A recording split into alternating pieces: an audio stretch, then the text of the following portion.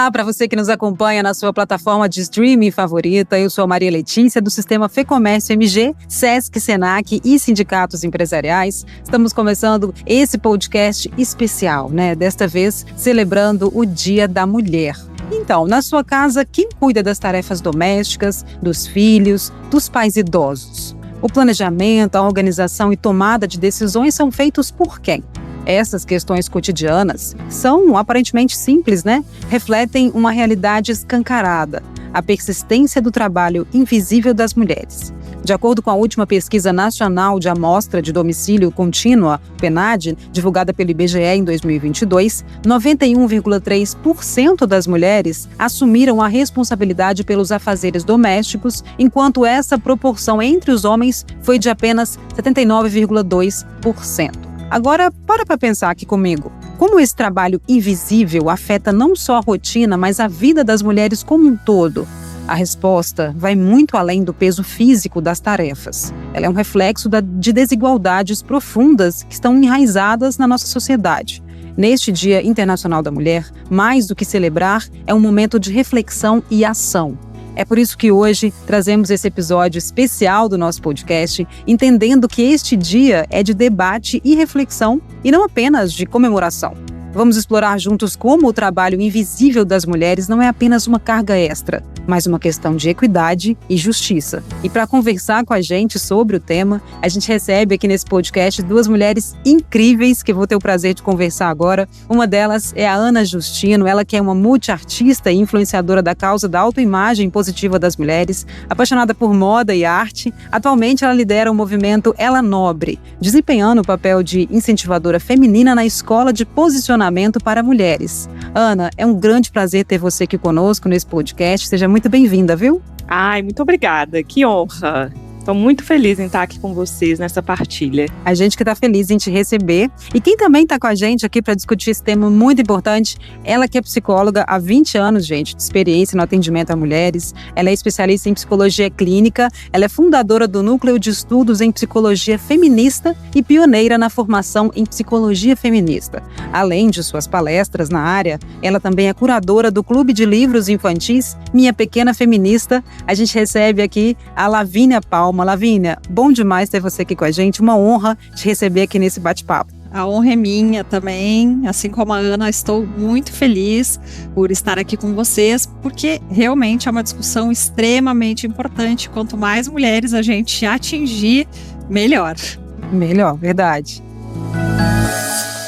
Vamos começar do início, Vamos começar entendendo melhor esse termo, trabalho invisível. Quando a gente fala desse trabalho de cuidado, como é que vocês descreveriam essa carga de trabalho invisível que as mulheres enfrentam em suas rotinas? De quais tarefas que a gente está falando? O trabalho reprodutivo, só trazer um pouco de conceito, é todo o trabalho que envolve o cuidar, que aí a gente entra gestar, parir, educar, alimentar, e o trabalho doméstico. Então, só para a gente entender, que esse trabalho reprodutivo que a gente fala é tudo o que acontece no âmbito privado. É um trabalho não remunerado, não reconhecido e invisível, como a gente está falando, porque o trabalho reprodutivo, ele só aparece quando ele não é feito. Então, ele é invisível. E aí a gente também tem que pensar que, além desse trabalho que as mulheres fazem com o corpo, existe o trabalho mental, a carga mental. A gente falar em divisão de tarefas não basta, porque ainda em estruturas familiares onde há uma divisão de tarefas, porque a gente vê hoje isso acontecendo, alguns homens fazendo esse movimento, tendo esse entendimento dessa divisão de tarefas, mas ainda não basta, porque ainda que esses homens participem desse trabalho doméstico, desse trabalho de cuidado, todo o trabalho mental está com as mulheres. E o que é o trabalho mental? Planejar, organizar, gerenciar. Então, ainda esse trabalho mental está com as mulheres e ele é ainda mais invisível que o próprio trabalho reprodutivo. São as preocupações, Lavínia? De certa forma, a mulher tem mais essa carga, E toda a gestão, Então, é muito comum a gente ver os homens fazendo as tarefas, mas eles precisam que a mulher diga, tem que fazer isso, tem que fazer aquilo. É aquela piada, que o homem não encontra as coisas em casa, a mulher é que tem que dizer. Então, além de todo o planejamento, as mulheres ainda estão à frente da gestão das emoções. na família as emoções dos filhos, dos pais, dos companheiros, né? Então é a mulher que ainda faz todo esse trabalho, que é um trabalho. A gente precisa entender que isso também é trabalho. Tomar uma decisão, por exemplo, é um trabalho. Verdade. A gente pode dizer, Lavínia, que a mulher carrega essa função há muito tempo, né? Estruturalmente, a gente foi direcionada sempre na execução desse trabalho doméstico. Você acha que historicamente a gente pode explicar a origem dessa estrutura, de onde veio essa cultura de que o trabalho doméstico é uma tarefa exclusiva da mulher? É super importante a gente entender de onde isso veio, a origem disso, a origem das nossas opressões. O sistema patriarcal, ele tem 5.000 anos, então isso não se construiu de um dia para o outro. O que aconteceu foi uma hierarquização. O trabalho reprodutivo, esse trabalho de cuidado, ele foi sendo colocado num lugar de menos-valia. Então, não há problema, talvez, em a gente ter uma divisão desses trabalhos, porque, de fato, é a mulher que faz o trabalho, por exemplo, do gestar, do amamentar. O que aconteceu é que isso ocupou um lugar menos importante. E, ao longo da história, a gente teve uma naturalização dessa capacidade de cuidar. A história foi contando dessa forma, né, que as mulheres tinham como algo inato, como algo da essência da mulher, essa capacidade de cuidar. E aí a gente foi tendo uma exploração dessa capacidade de cuidar, porque cuidar é uma habilidade que qualquer pessoa pode desenvolver. O que a mulher faz o trabalho do gestar e do parir. Com certeza isso é da mulher. A gente precisa diferenciar de procriar para criar. Então, a procriação é um trabalho da mulher, mas a criação é uma coisa que qualquer adulto pode fazer desde que ele seja socializado para isso. Então, as mulheres foram socializadas para o cuidado e isso foi sendo colocado no lugar do natural. Quando não é natural, há uma socialização, porque homens também podem cuidar e muito bem, mas eles não são socializados para isso. Bom, o trabalho doméstico, ele se multiplica quando a gente está falando das mães, principalmente das mães solo. Ana, você é mãe da Tonton, né? Exerce essa maternidade solo. Eu gostaria que você contasse pra gente qual o maior desafio que você enfrentou ao tentar conciliar o trabalho de cuidado não remunerado com as suas responsabilidades, as suas outras responsabilidades, né, e atividades. A Tonton, ela tem 3 anos, então eu ainda estou no processo de aprender a ser mãe, mas eu acredito muito que o início foi muito difícil. Graças ao universo, graças a Deus, eu tive uma rede de apoio, né, que foi a minha mãe e o meu pai ali no início, mas ainda assim, depois quando eu voltei para casa, né, e eu já morava sozinha, foi muito, muito difícil. Eu ainda tive uma outra rede, que foi uma rede mental mesmo, né, de saúde mental. No início da gestação, eu já comecei a fazer terapia e isso me ajudou muito. Então, eu comecei a fazer um planejamento para que eu pudesse dar conta de tudo, porque, na verdade, eu não tinha outra saída. Naquele momento, é até ruim falar isso, mas eu tinha que dar conta de tudo. Eu tinha que dar conta da casa, eu tinha que dar conta da Tonton e eu tinha que dar conta ainda de fazer dinheiro para colocar comida dentro de casa. E lógico que eu não dei conta de tudo, porque isso é impossível, mas eu fazia da forma com que dava. Então, nos tempos que ela estava ali dormindo, era o tempo que ou eu dormia para eu poder descansar um pouquinho, ou eu, na próxima soneca dela, eu estava organizando alguma coisa da casa. Aí na próxima soneca eu já focava em alguma coisa do meu trabalho. Então, assim, é um beco sem saída, principalmente por ser a realidade da grande maioria das mulheres do Brasil hoje. Então, é sim uma carga extremamente pesada.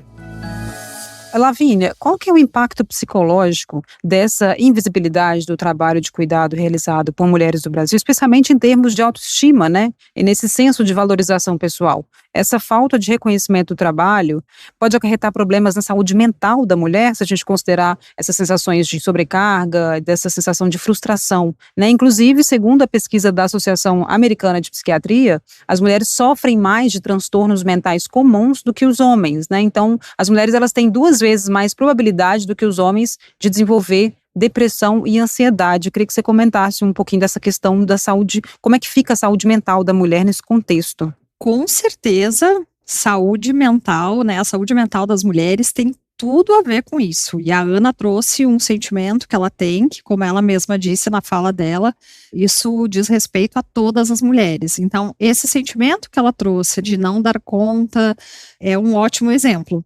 Então, qual o impacto? Rapidamente, alguns que são os que mais aparecem na clínica, né? Culpa, exaustão, sentimento de inadequação, síndrome da impostora. Esses são alguns exemplos, né? O que a gente tem que entender é que essa estrutura social, o machismo, né? Todas essas questões que a gente está falando aqui impactam, sim, diretamente na saúde mental das mulheres. E quando tu fala da incidência de ansiedade e depressão nas mulheres, existem pesquisas, e a gente tem uma pesquisadora brasileira, Valesca Zanello, eu sempre vou citar ela, que ela faz um trabalho belíssimo estudando a relação da saúde mental com o gênero. Então, qual o dado que a gente tem? A incidência de depressão e ansiedade é maior em mulheres. E por que isso, né? Por que a ansiedade, por exemplo? Porque nós, mulheres, somos socializadas e pela forma como a estrutura está dada, a gente vive num estado de hipervigilância, como a Ana estava dizendo ali, eu precisava trabalhar, botar dinheiro em casa, cuidar dela, cuidar da casa, porque eu não tinha outra opção. Então, isso gera na mulher um estado de hipervigilância, ela vai estar sempre vigilante. E aí, isso vai gerar alguns quadros, né? Muitas vezes essas mulheres, nem à noite elas vão dormir. Isso muitas vezes, elas trabalham o tempo inteiro. O que aconteceu é que a gente foi somando tarefas, funções. Nada saiu, como eu digo, só entrou. O papel social que as mulheres sempre tiveram continuou, permaneceu. O que aconteceu com as mulheres é que a gente está só somando. Então, antes as mulheres cuidavam da casa, hoje as mulheres cuidam da casa, trabalham, precisam cuidar dos filhos, precisam cuidar de si, precisam ter uma carreira. Então, assim, foram se somando obrigações. Então, o cansaço, o adoecimento mental das mulheres tem uma relação absolutamente direta com isso. A gente precisa considerar essa cultura quando a gente fala da saúde mental das mulheres. A gente não pode individualizar esse problema. Ah, essa mulher tem um problema. Não, esse problema é um problema coletivo. E ainda tem a questão da culpa, né, meninas? Que eu acho que a gente tem toda essa carga de ter que dar conta e a gente fica culpada se a gente não consegue realizar uma dessas milhares de atividades, né? A culpa é um sentimento que mais aparece. A mulher que vai trabalhar fora, né, e que tem um projeto de vida, ela sempre vai estar sentindo a culpa em algum lugar, né? Então, ou ela está trabalhando e está se sentindo culpada porque está deixando o seu filho, a sua filha, ou ela está com essa criança e está se sentindo culpada porque não está trabalhando. Então, é realmente esse sentimento de insuficiência. Nunca é o suficiente. E isso faz com que as mulheres também nem consigam descansar. Porque quando elas param, elas se sentem culpadas também. Deixa eu partilhar com vocês. Foi até essa semana que aconteceu isso. Eu sonhei que eu tinha abandonado a minha filha. Que eu tinha deixado ela dormir em casa, deixei ela sozinha e saí para fazer alguma coisa que eu não lembro o que era. E daí eu lembro dessa minha sensação nesse sonho de ter esquecido que eu era mãe, mas assim, de repente eu lembrar que eu era mãe e falar, meu Deus, eu deixei uma criança em casa sozinha. E aí vira aquela culpa e ver todo mundo que estava ali próximo a mim, eu falar, né, me julgando naquele lugar. Eu levantei, mas parecia que o mundo tinha acabado para mim. Até hoje, até agora, eu tô sentindo essa angústia. E aí, como que a gente pode, talvez, minimizar essa culpa que a gente sente o tempo inteiro? Em várias camadas, né? Porque a maternidade, ela traz muito dessa culpa, dessa responsabilidade, muitas vezes desse desespero de estar fazendo algo errado ou de tentar diminuir os traumas, né, para aquela criança, mas ao mesmo tempo a gente está aprendendo a lidar com os nossos traumas. Então, quais que são as formas que vocês hoje pensam para diminuir essa culpa? Como eu falo, é a gente coletivizar esse sofrimento, é entender que isso vai além do nosso mundo privado ali, da nossa experiência. É uma experiência que todas as mulheres vivem. E quando a gente faz isso de tirar do individual e levar para o coletivo, quando a gente entende que isso é da ordem do coletivo, isso traz alívio. Não resolve o problema, mas traz bastante alívio. Eu acho que esse é um caminho, um deles. E verbalizar, de fato, né, no nosso grupo, sei lá, se tiver um grupo de amigas, vai reunir com as suas amigas, com as suas primas, num restaurante, num café, em casa, verbalizar isso, né, entender que todas nós estamos no mesmo lugar, na mesma caminhada. Ainda assim, eu acredito que a gente tem, sim, vários recortes que acabam trazendo um pouco mais de peso, não diminuindo o peso de uma ou de outra, mas existe ainda assim, por exemplo, um recorte racial que eu vejo que é um pouco ainda mais pesado. Assim como a gente fala em gendrificar, né, que é trazer esses entendimentos de gênero, a gente precisa racializar também, né, que é entender todo esse recorte de raça, porque as mulheres brancas não têm a mesma vivência das mulheres pretas, e quando a gente fala em opressões, a gente fala que as opressões se sobrepõem. Nós somos todas mulheres, mas diferentes, né, a partir da sua raça, da sua classe. Quanto mais essa mulher está longe desse padrão branco, vamos dizer assim, mais opressões ela vai sofrer, né?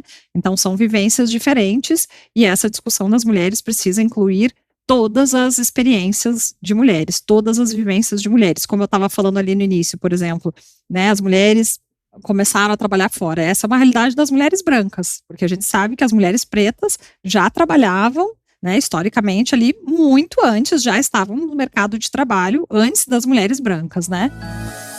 Aproveitando esse gancho, né, da questão racial que a Lavínia mencionou, eu queria perguntar para Ana quais os estereótipos ou preconceitos, Ana, mais comuns que você acha que são enfrentados pelas mulheres negras que desafiam as normas de gênero ao serem mães solo e empreendedoras? E como é que você acha que isso se relaciona com essa invisibilidade do trabalho de cuidado que a gente está conversando aqui? É o estereótipo da mulher guerreira, da mulher forte, né? Toda mulher preta é uma mulher guerreira e forte. Tô cansadíssima, passo a minha vez, não tô afim mais de ser uma mulher guerreira e forte, porque é extremamente pesado. Estamos exaustas, sabe? Não quero, porque ainda existe esse pensamento de que a mulher negra, a mulher indígena, ela é forte, ela é guerreira e ela dá conta de tudo. Eu não dou conta de nada, gente. Não dou conta. Eu preciso sim de ajuda. Muitas vezes, claro, eu dou conta de várias outras coisas, mas eu nasci com esse pensamento dentro de casa, porque o meu pai e a minha mãe também foram ensinados de que a gente precisa ser 10 vezes melhor fora de casa, 10 vezes melhor na escola, 10 vezes melhor no trabalho. E isso é uma carga que a gente não está dando mais conta. Nunca deu, na verdade. Mas isso é super urgente de ser falado, da gente, enquanto coletivo, parar de reproduzir isso. Tem uma frase, né, que eu acho que a nossa geração ouviu muito, né? Que atrás de um grande homem tem sempre uma grande mulher. Parecia até bonitinha, né, quando a gente ouvia, mas se a gente for analisar, como é que está a vida dessa grande mulher que está atrás desse homem, né? Será que é lá o lugar dela? Qual o custo que ela está tendo para estar nesse lugar de cuidado do homem, né? Tem até uma tirinha que eu vi um post esses dias que falava sobre maternidade nas empresas, inclusive, tinha o balãozinho, né, de um entrevistador conversando com um homem, fulano, como é que você consegue ter feito mestrado, doutorado, estar nessa sua posição importante, etc. E aí mostra depois as tirinhas, ele respondendo e sempre uma mulher atrás, executando outras tarefas. E no final da tirinha tem essa mulher carregando embaixo dele, né? Como se ela tivesse, a gente entende que ela está carregando ele, né? Como é que vocês analisam essa frase, né? Que é um ditado que a gente sempre escutou. Eu queria a opinião das duas aí sobre essa frase. Eu vejo que não tem nenhum tipo de cabimento para essa frase. Esse lugar de estar atrás, de estar à frente, por que tem que ser atrás? Pode ser ao lado, pode ser separado, pode ser da forma que a gente quiser. Mas acredito eu que atrás não precisa ser. E aí, é tudo sobre isso que a Lavínia já mencionou, né? Sobre como nós fomos socializadas. E que agora esse é o nosso lugar de provocar e de questionar. Que, de fato, está todo mundo sobrecarregado. E aí, principalmente esse ponto que a Lavínia trouxe, que ela está trazendo muito do coletivo, é de trazer para essas mulheres que muitas vezes não têm acesso ao conhecimento ou que não têm acesso para elevar o nível de consciência dela, é de fato nós que estamos já discutindo, tendo essas discussões, trazer essa libertação e essa forma de pensar, essa quebra de crenças, né, que nós tivemos desde lá de trás para essas mulheres. E aí eu acho que esse já pode ser um dos primeiros passos. Libertar essas mulheres desse pensamento, porque eu conheço muitas mulheres que ainda têm, sim, um posicionamento desse lugar, da tirinha.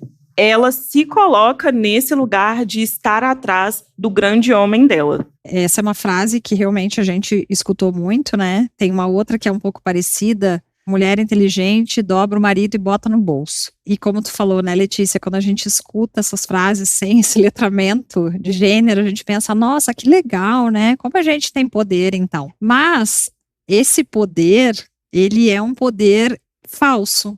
Ele é um poder colonizado. Por quê? Porque ele beneficia o outro. No caso, esse outro é o homem. A gente está falando aqui em trabalho reprodutivo, né? Em trabalho invisível. Esse trabalho das mulheres, ele sustenta o sistema.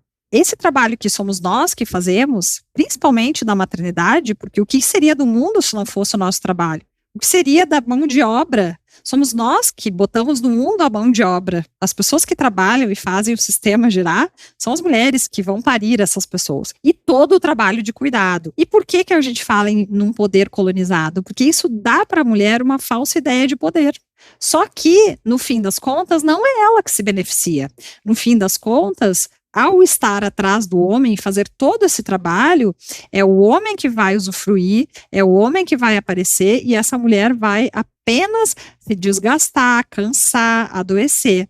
Essa frase de que por trás de um grande homem, né, só diz de algo que me lembra Simone de Beauvoir, que ela falava que as mulheres são sujeitos de segunda classe. É isso, a gente fica num papel secundário e dá toda a estrutura para os homens enriquecerem, prosperarem, como esse exemplo da tirinha. E aí a gente tem, inclusive, um empobrecimento feminino, que é uma coisa que eu acho que a gente vai falar depois também, que tem tudo a ver com isso.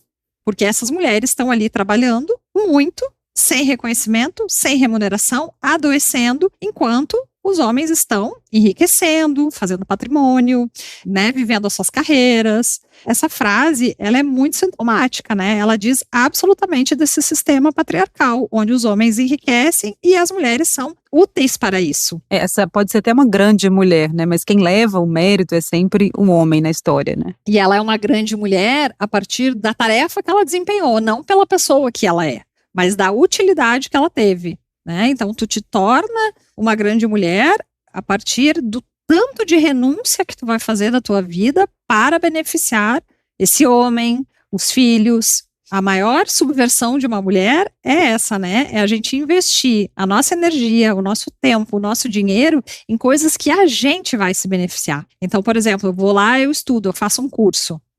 Um investimento que eu estou fazendo ali de tempo e dinheiro, o benefício vai ser só meu, ou primeiramente meu. Mas a gente muitas vezes tem dificuldade de fazer isso, porque aí a gente vai se sentir egoísta e tal. Então, esse lugar, né, que nos foi dado é um lugar que não nos empodera, mas que foi vendido como um lugar de poder. Você mencionou sobre a pobreza, Lavínia. Eu queria que você respondesse para a gente de que maneira que essa invisibilidade, né, do trabalho das mulheres perpetua a desigualdade de gênero e agrava a situação de pobreza entre as mulheres. Como é que isso impacta na capacidade da mulher avançar na carreira, né? Como é que isso contribui para uma desigualdade no mercado de trabalho? O mercado de trabalho ele foi criado por homens e para homens. O caminho que as mulheres precisam fazer para chegar no mercado de trabalho e o tanto de coisas que elas precisam gerenciar, como filhos, casa, é muito maior que o caminho dos homens. Não é à toa que as mulheres estão em maior número em situação de pobreza e miséria. A pobreza é um substantivo feminino. Além dessa sobrecarga das mulheres, toda a nossa relação com o dinheiro foi precarizada. A gente foi excluída do acesso ao dinheiro durante muitos anos. E quando a gente ganha dinheiro, muitas vezes esse dinheiro a gente pode gastar ele é válido quando ele serve para cuidar ou servir. Então, o que a gente vê? As mulheres, por exemplo, se a gente pegar um orçamento de uma mulher, a gente vai ver com o que ela gasta? Ela gasta com a casa, com os filhos, ou muitas vezes com itens de feminilidade que ela precisa ter, porque ela não pode entrar para o mercado de trabalho como ela simplesmente é.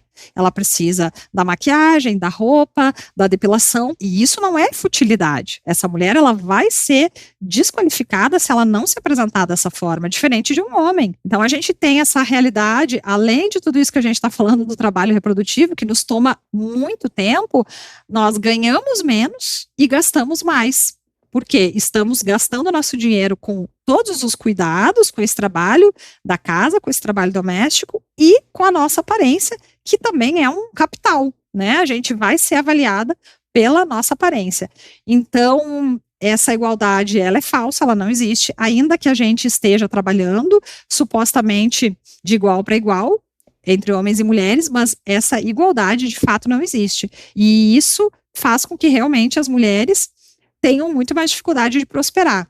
A pobreza feminina, é muito importante que a gente fale, que não é que as mulheres são mais pobres, as mulheres foram empobrecidas. E por que a gente precisa falar empobrecidas? Porque isso foi feito com elas.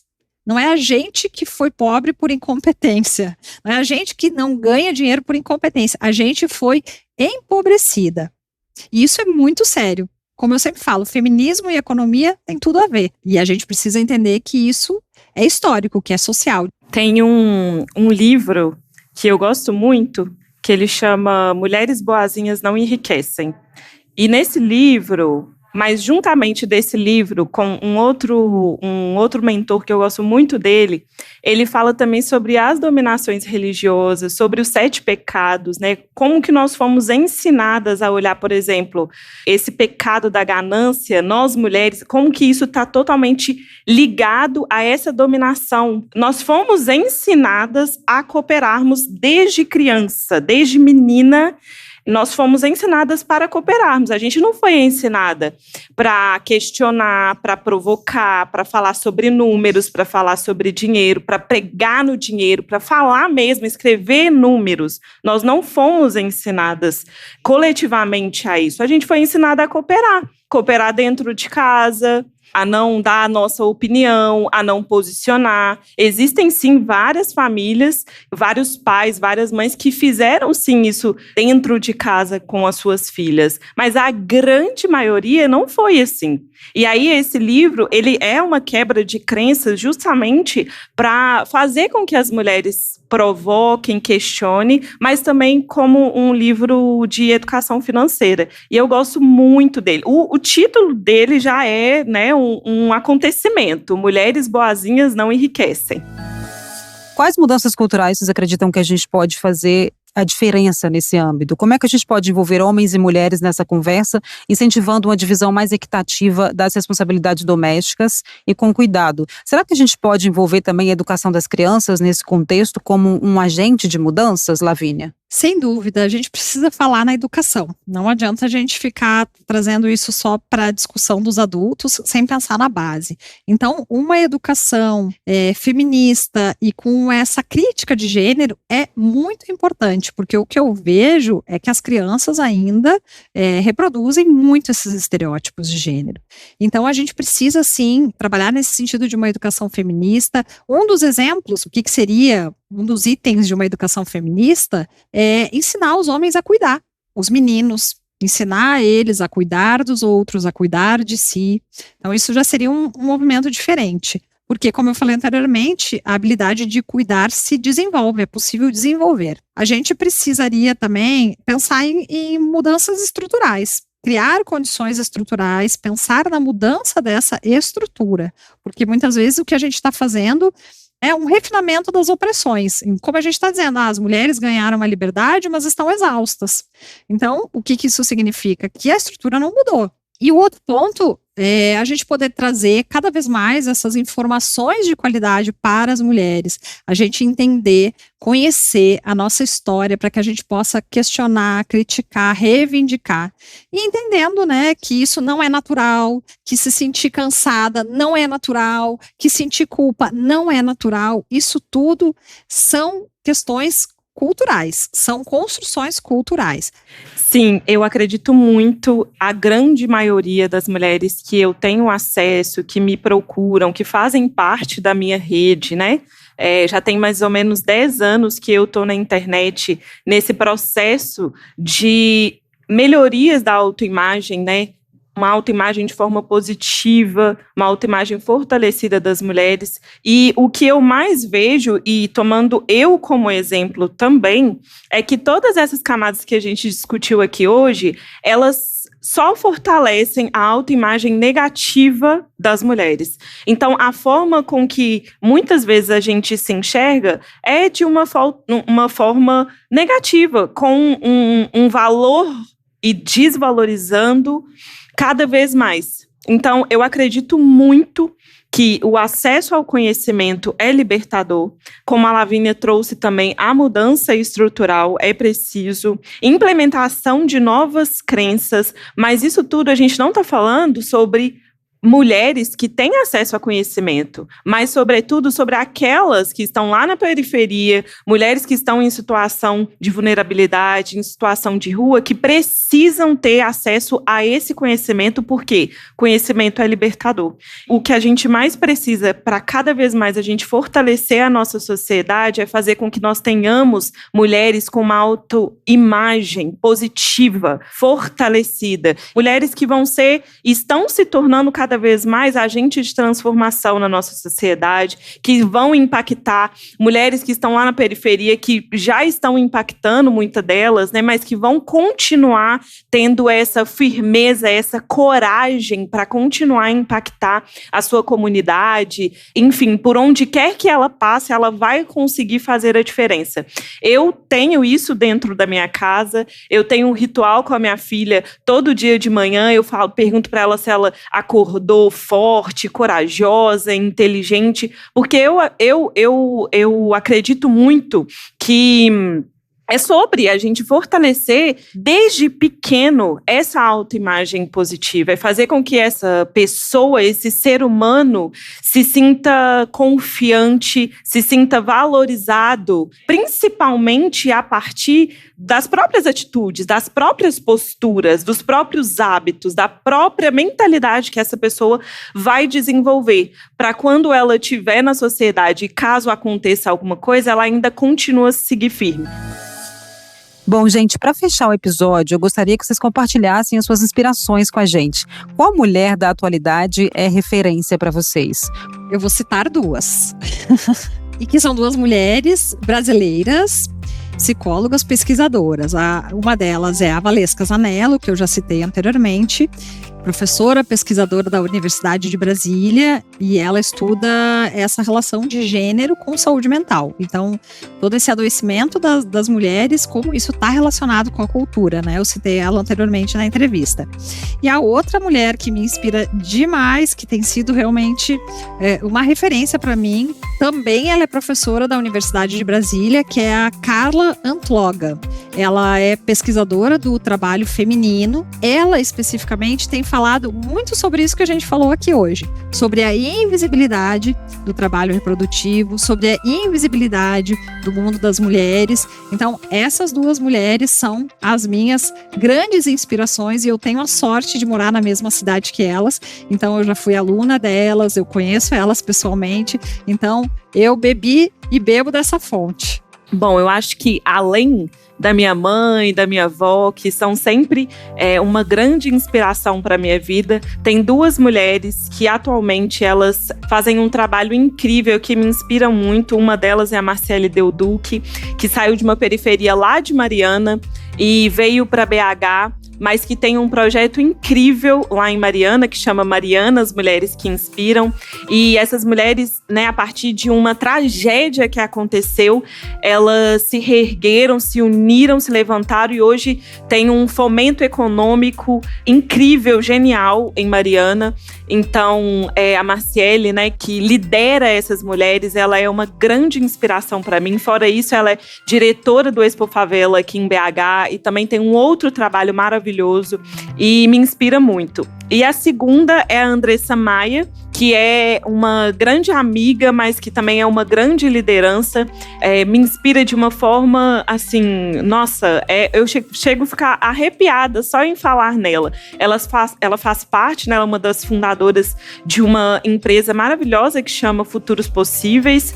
E o trabalho que ela faz, né, falando sobre tecnologia ancestral, valorizando cada vez mais aquilo que muitas vezes lá na periferia, né, as pessoas estão fazendo, estão dando soluções e que quando chega ali no asfalto, muita gente não acredita que aquilo foi feito dentro de uma periferia, porque ainda tem essas crenças de que uma periferia é um lugar onde não tem conhecimento, é um lugar onde não tem nada, né, só tem coisas ruins. E a Andressa, ela fala justamente sobre essa valorização da nossa tecnologia ancestral, o quanto que a gente deve cada vez mais valorizar essa tecnologia que muitas vezes a gente chama de a famosa gambiarra. Mas essa gambiarra traz soluções, essa gambiarra traz resultados e a gente precisa mudar aí essa nomenclatura. Então são mulheres que me provocam muito, me fazem pensar muito, mas ao mesmo tempo me inspira de uma forma muito, muito fantástica. Então são essas duas mulheres que eu queria mencionar aqui. E procurem saber sobre elas. Bom, infelizmente chegou ao fim o nosso bate-papo, né? Eu quero agradecer as duas demais por ter estado com a gente nessa conversa super necessária aqui, né? Nesse bate-papo. Obrigada, Lavínia, pela sua disponibilidade em estar aqui com a gente. Muito obrigada pela didática, né? Pela aula que você dá aqui pra gente sobre esse conteúdo. Eu te desejo muito sucesso nessa jornada e que você continue compartilhando a sua percepção, né? E o seu conhecimento com a gente para que a gente consiga mudar um dia essa realidade das mulheres. Obrigada pela sua participação, viu? Eu agradeço imensamente também. É sempre um prazer falar sobre isso, porque eu amo falar sobre isso e amo saber que estou participando aí do processo de conscientização de outras mulheres. E muito obrigada e seguimos juntas por aí. Para quem quer conhecer melhor o meu trabalho, tô lá no Instagram. A minha página é @psicóloga-Lavínia. E também eu faço um trabalho de ensino a outras psicólogas sobre psicologia feminista e o @ é NupsiFem. Obrigada pela sua presença aqui comigo, Ana. Eu amei conhecer a sua história, tá aqui nesse bate-papo compartilhando a sua história com a gente. Parabéns, viu, por influenciar positivamente as mulheres. Eu te desejo muito sucesso também e que você continue estimulando a importância da autoestima e da autoimagem das mulheres, tá bom? Muito obrigada. Foi uma honra, uma partilha muito gostosa. Aprendi muito. Já anotei aqui uma folha cheia de informações para que eu possa compartilhar com as minhas mulheres. Viu? Vou deixar aqui então o meu @ nas redes sociais. Eu tô lá no Instagram como Ana Justino Oficial. E o projeto, né, é Ela Nobre, onde nós temos a escola de posicionamento para mulheres. A gente trabalha a autoimagem positiva, imagem pessoal de mulheres, de empreendedoras, empresárias, executivas, mulheres que estão compondo um time também. O @ é elanobre.e. Bom, chegamos ao final desse episódio. Eu espero que você tenha levantado várias reflexões importantes, né, para esse Dia Internacional da Mulher. Não se esqueça de compartilhar as suas opiniões e experiências com a gente, tá bom? Fiquem ligados, pois em breve teremos conteúdos especiais produzidos pela FEComércio MG, Sesc e Senac. Muito obrigada a você que ficou aqui com a gente nos ouvindo e até a próxima.